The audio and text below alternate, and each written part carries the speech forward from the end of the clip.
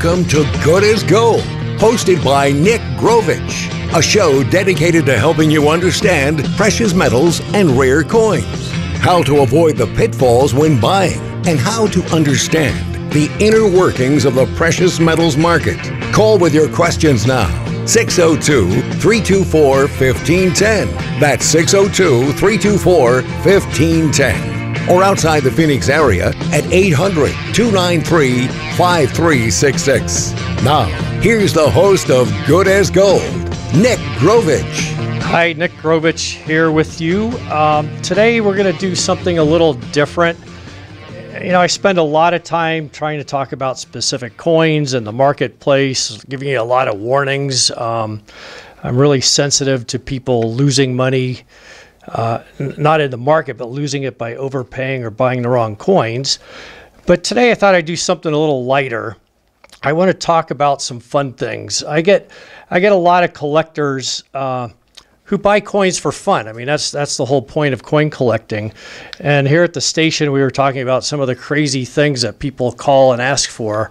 And so we thought we'd just have a little fun with it today. So if you collect anything that's a little different or a little crazy, call me. I'd love to hear what you collect and what you enjoy doing with your coins. So if you have something you want to join in, call me at 602-324-1510. Before I do that, however, I want to let you know we're going to have a few seminars here in the Phoenix area. On April 21st, that's a Tuesday, from 1 till 3 p.m., we're going to have just a quick 2-hour seminar at the JW Marriott at Desert Ridge. You can call the office at 480-553-5282. You can sign up on the website, AmericanFederal.com. It's a great opportunity to come out, meet us, see if you like us. I mean, a lot of people deal over the phone.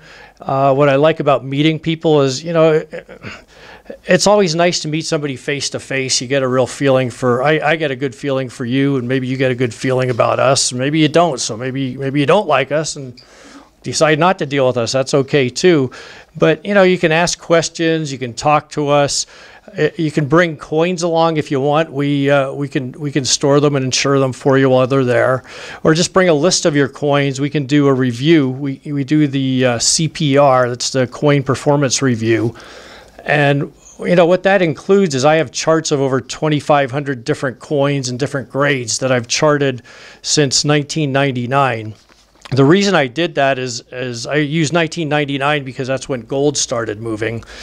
And a lot of people had coins and they were told that their rare coins were going to perform better than gold or silver. So, what I was after, I mean, really when I started using the charts was in the mid-90s. And the reason was that, as most of you know, I stopped recommending rare coins in the mid-90s until really just earlier this year. But I was having a lot of trouble making people money in the coin market. And so what I did is I started charting all the different areas of the market. I charted a lot of the individual coins, a lot of the different qualities. I mean, MS60, AU, MS65s, because I just assumed that I was missing something. I thought, well, I must just be in the wrong part of the market. And first I did a couple hundred charts and I couldn't find anything that really looked promising. And then I expanded and expanded. Like I said, I'm up to about 2,500 different charts on coins right now. And what it told me was that rare coins at that time just did not look promising. And that's what that was one of the many things I based my recommendation to stay out of rare coins on back in the 90s and throughout, the first 10, 12 years of 2000s. So I have those. I can actually, type your coin in there. It'll show you how that coin has performed. Now we're just looking at bid to bid, so it does not include any markups you made, but you can see how the coin itself performed since 1999. You could go back 5 years, 10 years, till 99, all different time frames, so you can see we're not skewing the results. And you can compare it against gold, silver, platinum. You can compare it against the stock market.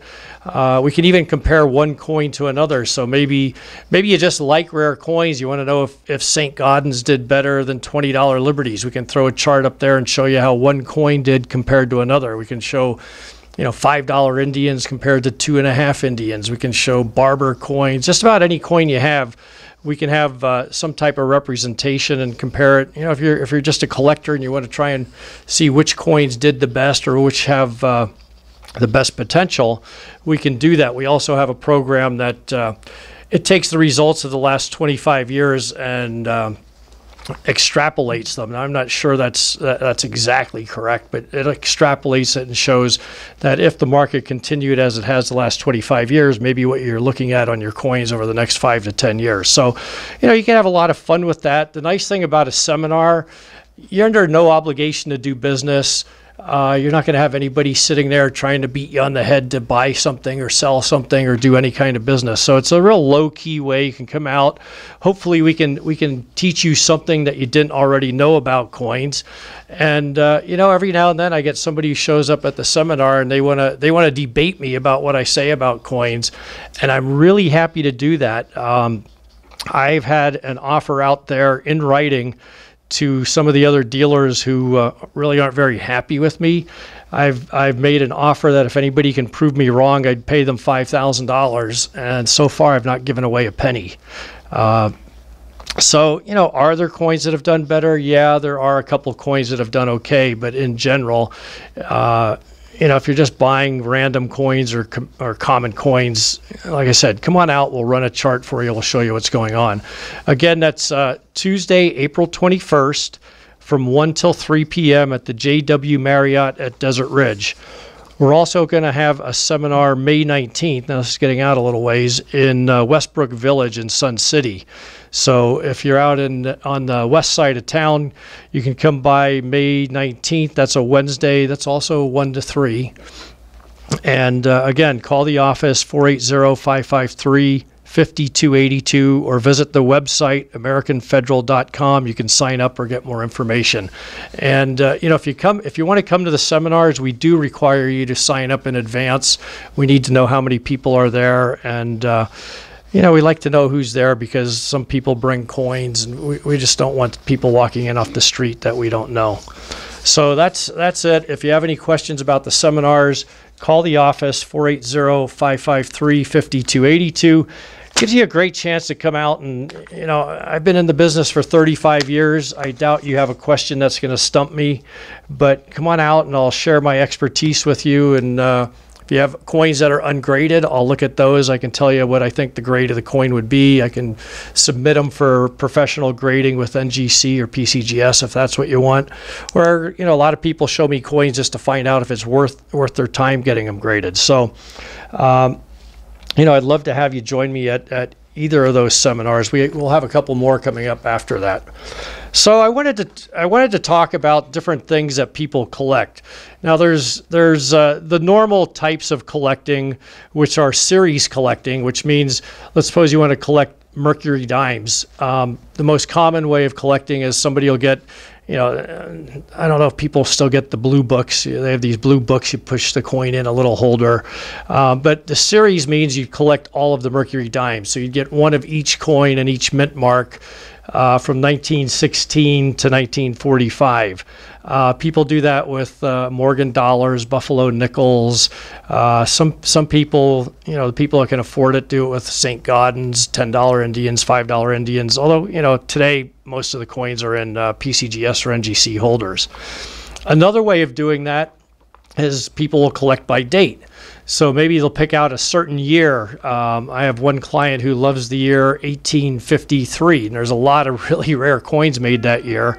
So she's trying to put together one of every coin that was made in 1853.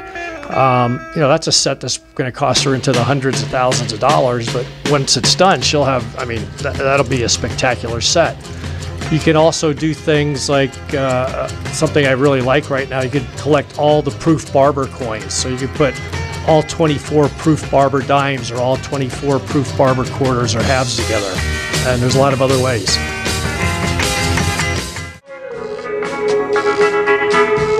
Now back to Good as Gold with Nick Grovich. To join the program, call 602-324-1510. That's 602-324-1510. Or outside the Phoenix area at 1-800-293-5366. Once again, here's Nick Grovich. Okay, I'm back with you. I'm talking about different ways that people collect. I'm going to try and get through this part quickly because I want to get to the fun stuff. Another way people collect is mint marks. So, for example, somebody might put together a set of, say, $5 Indians, or I'm sorry, $5 Liberties, and they'll buy one from each mint that made the coin. So they'll buy one from Charlotte, Dahlonega, Carson City, Philadelphia, San Francisco, and Denver. So that's a mint mark collection. You could do that with any denomination of coin. And try it. It's interesting to get some of the coins from those old mints that are no longer around, like New Orleans and Carson City, Dahlonega. Another way is type collecting. That's where instead of buying every coin of a certain series, so instead of getting all the Mercury dimes, you would buy one nice Mercury dime, then you'd buy one nice Barber dime, then you'd buy one seated Liberty dime. So type collecting, you're buying one of each kind or type of coin, and that's another fun way of collecting. But those are all the normal ways of collecting. It's really interesting. I've had clients that come to me and they say, Nick, I just want to collect coins that have alligators on them, or I just want coins with horses on them. A lot of the coins from the Caribbean and some of the African countries will have a variety of different animals, and that, again, it's a fun way to do things. Typically, those coins don't really cost a lot of money, so you can have a lot of fun with them. I don't want to offend anybody, but I actually have a client who collects coins that have semi-naked women on them. And the U.S. has a coin, the 1917 seated or standing Liberty quarter, and it's kind of an interesting story. Let me see if I can find what I had on it. But they started making those coins actually in 1916. They released them to the general public in 1917, and it's a classic looking coin. It has a Lady Liberty standing on the front of the coin, the full body. But on the first coin, she had bare breasts on the coin. And there's a little debate as to what happened, whether the public outcry was so loud because there was nudity on a U.S. coin. But after a very short run of making these coins, they then clad her in chainmail, which is almost medieval, I guess, the chainmail all the way up to her neck. So they went one extreme to another. But a lot of Caribbean countries, like I said, Caribbean countries and some of the African countries, they have women in all states of dress and undress, and it's a crazy thing, but some guys collect that. And a lot of these you can get coins from the U.S. You can get foreign coins. It's just it's different ways of going about collecting and having some fun. Another variety of coins I'm going to get into are coins that have become very rare that were never intended to be made. But I'll get to that in a minute. Like I said, I don't want to offend anybody, but if you really want some crazy stuff, you can get into some of the Chinese coins. The Chinese probably have the biggest variety of coins. So if you just went on the internet and type in Chinese symbols on coins or Chinese feng shui coins, they have coins that are shaped like pillows. I guess they're not coins; they're actually ingots shaped like pillows that are supposed to bring luck. They have foo dogs. Foo dogs are stylized lions, so they're not. It's a fictional creature, but they became a symbol of great wealth and protector of riches. So. I guess the Chinese were very superstitious, and they'd buy all these different coins as talismans. They'd hang them around their house. There are certain coins that they call money coins or good luck coins, and you're supposed to get 6 of the coins and then tie them with a red ribbon and place them at certain areas in your house, and they're supposed to bring you wealth and good luck. They have a dragon turtle coin, a mythological creature with a turtle body and a dragon head. So, you could get into just mythological creature collection. They have a 3-legged toad. They have goldfish. They have good luck charms. They have oxes. The ox and some sacred animals are supposed to grant your wishes and desires. So it's it can be a lot of fun, and it's interesting because a lot of the Chinese coins you can get. I give them away at Christmas. The Feng Shui coins, the money coins. I send them out to my clients just for good luck in the coming year. And some of the coins are 600 and 700 years old, and you can buy them for $5 or $10. So you can have a lot of fun with that for less than $100. You can give somebody a Feng Shui tied with a red ribbon, and they can hang it in their house. I don't know if it's really going to bring you good luck or not, but the Chinese believe it does. And it's just one of those, like I said, one of those fun things. I'm not telling you if you buy the money coins or the wealth coins that you're going to get rich. But it's just a fun thing. You can really go off in a lot of different areas. I mentioned the one gold ingot I think it's shaped like a pillow. Some people say it looks like a hat. They have those made out of silver, and they have them made out of gold, and people put those as symbols of wealth in their homes to bring them good luck and improve their finances. They have success and money coins. They believe in Chai energy, and they believe in Feng Shui. And if you put these coins at strategic areas, it's supposed to help your wealth and your career.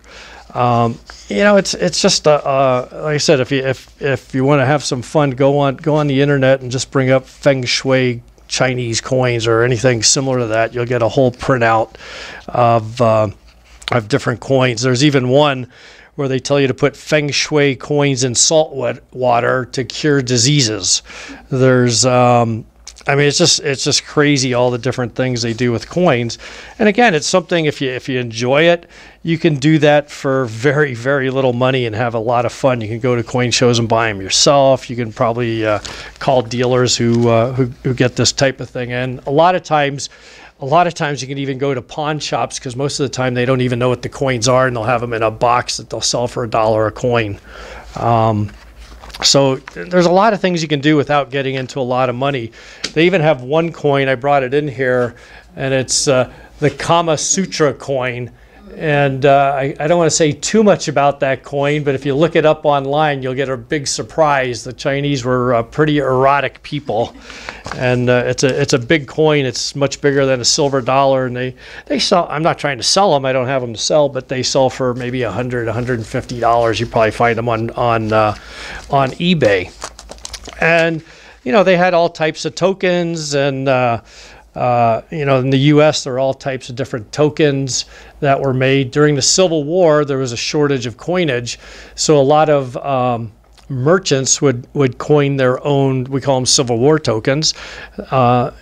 People collect those. They'll try and collect a whole different run of as many different Civil War tokens as they can. Some have Indian heads on them, like the Indian head cent. Once in a while you'll find silver coins, but most of them are copper. And some will say Army, Navy, some will say good for 1 cent in trade. Some will have merchants' names on them, so they're Civil War tokens, there's merchant tokens. And again, that's something, so you're buying a coin that's historically significant to this country. They were made during the Civil War, 1861 to 64. And, you're talking about coins that cost you probably less than $20 a coin for just an average coin. You could have an awful lot of fun with that. So, that gives you a little idea of some of the fun stuff you can do with coins. There's also a lot of coins. I want to talk about error coins. Those are coins that there's, it's what the name implies, error, E-R-R-O-R. So they're mistakes on certain coins that people collect. And either the coins were made wrong, or the mint designed the coin and then changed the design slightly. That's what they did with the 1917 quarter. I was talking about that earlier. First, it had a nude woman on the front, or a nude from the waist up. And some people think it was because the public was really upset about a bare-breasted woman on a coin that was out in public use. And others are saying that maybe it was in response to World War I, because the military posturing in World War I.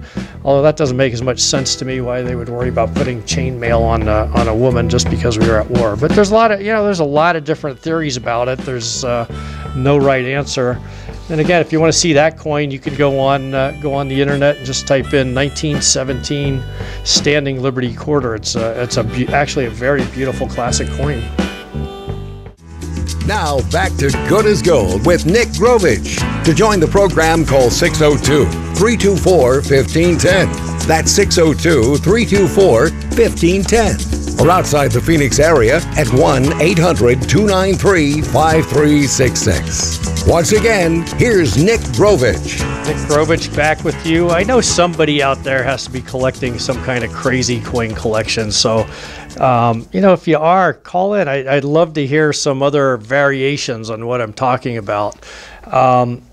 They used to make all types of tokens too, and I've been showing these around the office.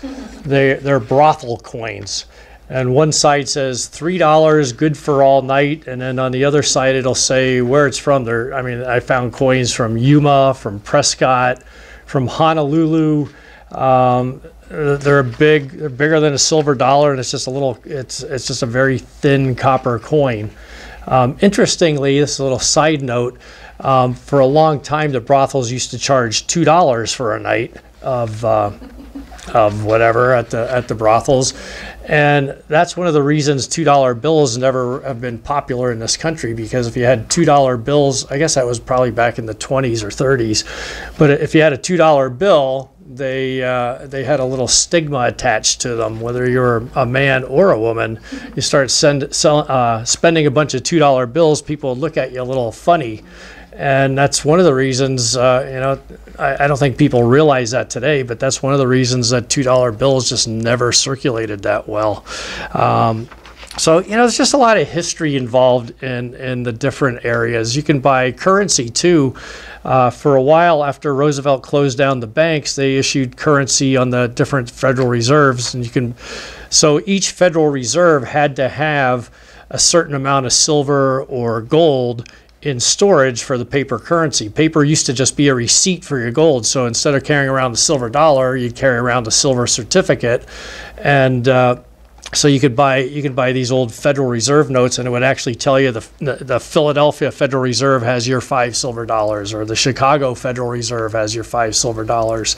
And at one point, the Philadelphia Mint had something like 69 million silver dollars stored there just to back up these silver certificates. When they built the mint, there were so many silver dollars that they built the basement first, and then they put the coins in, and then they built the mint around the coins.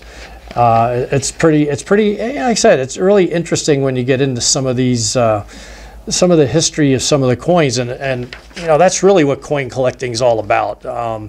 And a lot of the coins, if you collect them because you like them, typically those are the coins that go up. It's not usually the coin that some broker calls you with that's a hot deal. The collectors are the ones who decide what they're going to collect, and they're the ones who run the prices up on themselves. So then there's error coins. Now, error coins can be a variety of different things. Every now and then, we'll get for example, I've got a bag of cents, so Lincoln cents, that were never struck. So it just looks like a blank, almost like what you see at a construction site. They're not an expensive coin. They're maybe, I don't know, maybe $8 or $9 for those. You can get them where they were partially stamped. So they call that an off-center. That's actually very rare to find now. For a long time, you could buy those for 50 cents a coin. The last time I tried to get some of those coins for a promotion I did, they were costing me over $10 a coin, $10 to $15 a coin. The Mint got new presses from Germany, ironically, and the new presses make it almost impossible for them to make that type of error. But that's an error coin. Now, the one thing I'll tell you about error coins, some of the coins are worth a lot of money, but the bulk of them are not worth much of anything. So I'm telling you this because I know there's the new not silver dollars, the new presidential dollars and the Sacagawea dollars. They have the date is incus on the rim of the coin. So if you look at the rim of one of the new dollar coins, it'll have, it depends which coin, but typically the date, and it'll have, some other writing on it on the rim of the coin. Well, invariably, certain coins go through the process and just they miss that last rolling where the coin goes in and it rolls through a die and gets that incus design, gets the wording on the rim, and so those coins get out. Those coins get out of the mint. I mean, almost every presidential dollar they've made, there's always a good number of coins with they call it a plain edge coin, an edge error they call that. And the reason I'm mentioning that, I know there's companies that sell those for anywhere from $500. I've seen people pay $4,000 for them, and people think that because it's an error, it's got to be worth a lot of money. And those coins are so common, you can buy those for between $20 to $50 on eBay or just about anywhere else. So, be really careful. There are tons and tons of different error coins. So the date might be doubled. There might be something on the coin that, like I said, doubling is a very common one. So if you're into coins at all, you've probably heard of a 1955 double die penny or a 1972 double die penny. And what that is it's the die itself. They didn't stamp the coin twice. They only stamp a coin once. But when they made the die, if you can imagine hitting the die and it chatters, it would leave a double impression of the date or the word liberty or whatever, what have you, on the coin. And there's a lot of those. There's a lot of coins from the 60s that have some double die, but you don't really know which coin is going to be worth anything. So the 55 double die, like I said, the date's doubled. If you look at it, it'll look a little blurry to you, and if you look closely, it'll be a doubling of the date. It's very obvious when you see it. But those coins go for into the thousands and thousands of dollars. So people, again, they assume, oh, gee, I found a 1961 double die. Well, for some reason, a 61 or a 68 or 69 just hasn't caught on. It just isn't something the collectors are after. So again, if you pay a lot of money for the coin, you could end up losing a lot of money. But if you go out and you just buy the coins for a few dollars, $10, $20, maybe once in a while you're going to hit a real winner. I was a collector back in 1972 when the 1972 double die, again, the date was doubled on it, the Lincoln penny, the Lincoln cent. And the first thing I did is I made my poor dad go down to the bank and buy a $50 bag, which is, 5,000 pennies. So he had to go to the bank and he bought a $50 bag of brand new 1972 pennies, and I sat and went through the whole bag looking for a double die.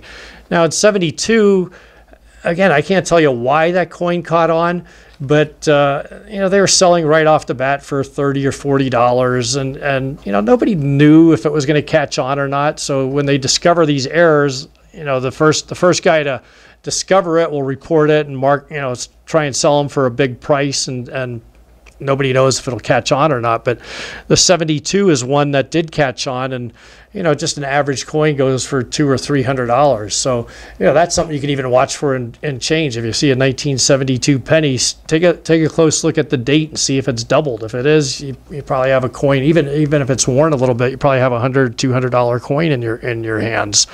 So some of these coins you can actually find still in circulation from time to time. I never did. I went through 5,000 coins and never found a single one. But my dad was happy. He kept me busy for about 2 weeks. I'd come home from school, run up to my room, and start going through the pennies. I think I still have a couple rolls of them I never looked at.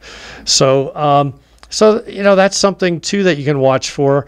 A couple extreme examples of errors. I mentioned once before on some of the modern coins, there's errors on some of the silver eagles. In 2007. They changed the design of the silver eagle slightly. The U in United had a, they call it a serif, where you make the U and then you bring the line down. Is that called a serif?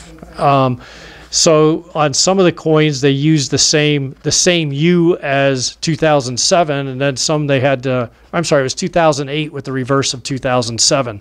So something just simple like that little extra line on a U, the little extra serif on a U. But if you have one of those, that coin's worth $300 to $400, where the regular 2008 coin is a $20 coin. So, again, maybe you have a few rolls of 2008 sitting around. That's something you could certainly pull those out, get a red book, or go online and see what I'm talking about. It's just the U. It's very, very obvious. You don't need a magnifying glass. You can go through a roll of 20 coins in, less than a minute if you know what you're looking for. But that's something. What I love about some of the modern coins is a lot of these coins were just sold as bullion. So they're all in investors' hands basically, and it's something you can go look for that you might already own the coin and not even know it. And the worst part is if you go sell it as silver, a lot of dealers either aren't going to look for that, or they're not going to tell you about it if you don't know about it. If you had a roll of 20 of those at $300 a piece, that's a lot of money, $300 a piece. Otherwise, you sell the roll for $20 a piece, $400 for a roll instead of $300 a coin. You lose about $500, $600 just by not knowing about that one error. On platinum coins, and again, I'm not in favor. If you're a collector, it's one thing. If you're an investor, would I tell you to go buy that coin for $300? Probably not, because the people that made the money are the people that bought them for $20 and now are selling them for $300. That's how you make money in coins. So I would look for other errors. For example, there's a 1 ounce platinum coin from 2000, I think it's 2012, that has an error at 12 o'clock on the coin. And you might pay an extra $20 or $30. You're talking about a coin that's about a $1,600, $1,700 coin. You can buy the error for maybe an extra, $20 to $50 maybe if you find one. And you don't know if that error is going to catch on or not. If PCGS decides to give it its own number, in other words, its distinction in their catalog, I guarantee you that coin will double in price. Real good example of that was something I've talked about before. In 2007, they have what's called a Frosted Liberty or a Frosted Freedom platinum coin. I'll explain this after the break, but they made the proof coins, and a proof coin is frosted and then a mirror-like surface. And I'll finish this in just a second. Now back to Good as Gold with Nick Grovich. To join the program, call 602-324-1510. That's 602-324-1510. Or outside the Phoenix area at 1-800-293-5366. Once again, here's Nick Grovich. Okay, I was talking about error coins. Here's an example of something. If you might actually own the coin, but here's an example of an error. Was a 2007 proof platinum eagle. This coin, now a proof coin, the fields, which is the flat area, is typically a mirror-like surface. If you held it up against a piece of paper, you could actually read the paper in the coin. And then the rest of the coin, the raised areas of the coin will have a real frosty crystalline look to them. Well, in 2007, when they were making the proof platinum coins, the initial run of coins that they made, the word freedom is on the back, and they had that frosty, like the higher parts of the coin. The word was frosty, and somewhere along the line, somebody came by and said, it's really hard to read that because it blends in with the rest of the coin. So they should make that a mirror surface. In other words, make the word freedom a mirror surface. And I have a picture of this on the website. So you can, if you have any 2007 proof platinum eagles, it's on the 1 ounce, the half ounce, and the quarter ounce. I don't think they made the 10th ouncers, but they made literally a handful of coins. They made the mint says 21 of each. How they know that, I don't really know. But typically what they would do, once they discovered an error like that, once they had a change of design, typically they would have taken those 21 coins of the 1 ounce, half ounce, and quarter ounce, and they would have destroyed those coins. They would have melted them down and made all the coins the same, so you didn't have these two varieties. And that's a variety we've known about it since 2007. It's just there weren't that many people collecting the platinum eagles, so nobody really paid attention to it. I've sold hundreds and hundreds, I don't know if I can say thousands, but certainly hundreds and hundreds of those coins over the last several years. And even though I knew about it, I never even checked the coins to see if they were frosted or mirror freedom. So, there's a really good chance that if I do the numbers, the statistics say that I've probably sold one or two of those by mistake. So I would have sold those coins depending on the size. A 1 ounce, I could have sold that for anywhere from $1,500 to $2,000. The half ounce, half of that, and a quarter ounce, a quarter of that. But statistically, I probably sold a couple of those, never even realized it. Well, as the trend has moved towards the modern coins, which is what I've been telling you about for almost the past year here, collectors have latched onto that error, and they now need that coin to have a complete collection. Well, obviously not. There's only 21 of each coin. Those 21 coins of each denomination, they're either in collectors' hands who bought them right from the mint, or they're in investors' hands who bought the coins after, investor or collector hands who bought them afterwards. Only 3 of the coins I think it's 3, I could be wrong, but I think it was 3 of the coins so far have turned up. So that's 3 out of 63 coins. There's still 60 out there. The last one that went for auction went for $69,300. So, if you're buying platinum anytime from 2007 up until the last couple of years, you may have inadvertently bought one of what we call the frosted freedom coins.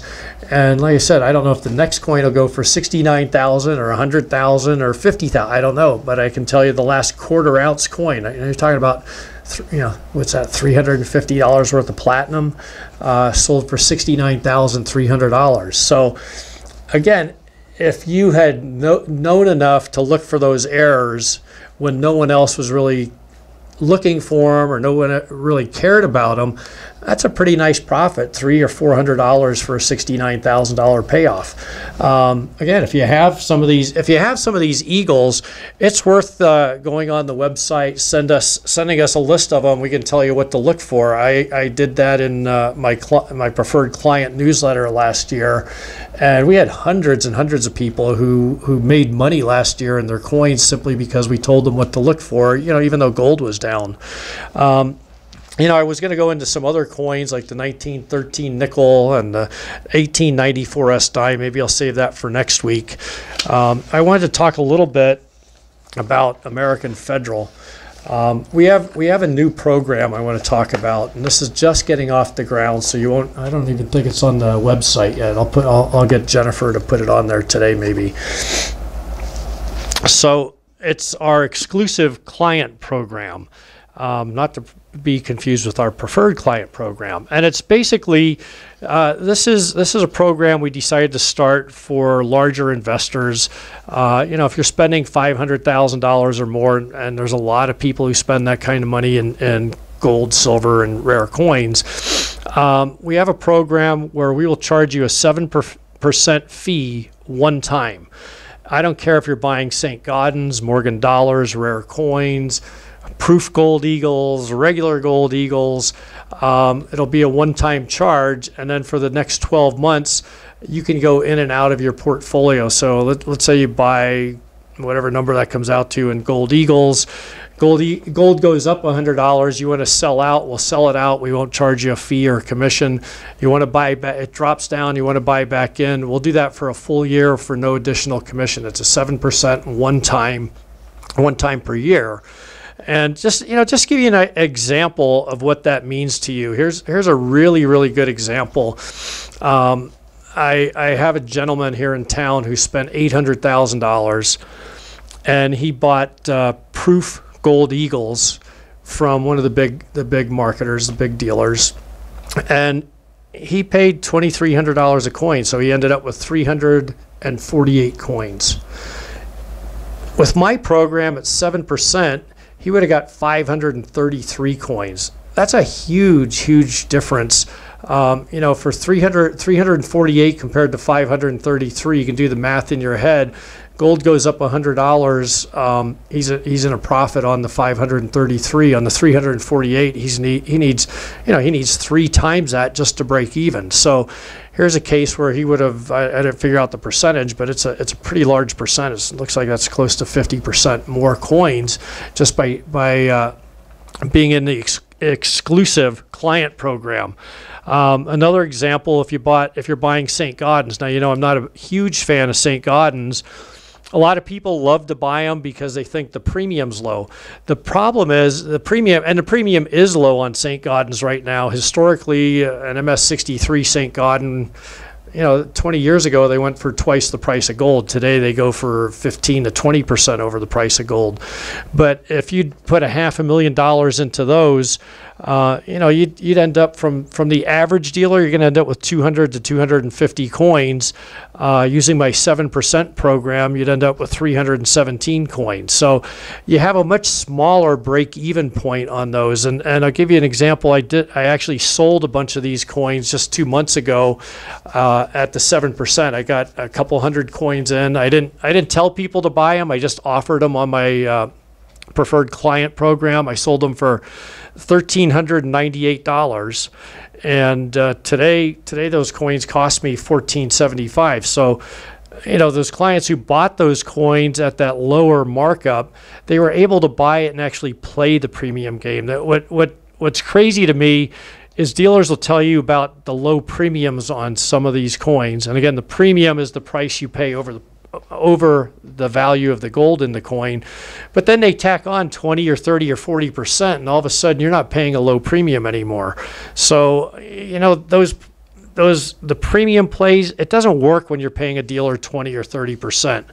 The other thing I would really encourage you to do is get on my preferred client list. The preferred client list, whether you're buying or selling coins, it's an informational update. So, for example, last year when a lot of these Eagle coins were going for 50% to 100% more than the price of gold, we sent that out to all our clients. I don't know any other dealer that did that. We had hundreds of clients who were able to make money even though gold was down substantially last year, simply because we gave them the information, we told them what to look for. The flip side of that is maybe you have a couple hundred St. Gaudens or a couple hundred gold Eagles. I can offer those to my clients. I can pay you a little bit more by selling them to my clients instead of just dumping them in the market. So my clients get a better deal. You get paid a little bit more, and I get to make a little money in the middle. That's it.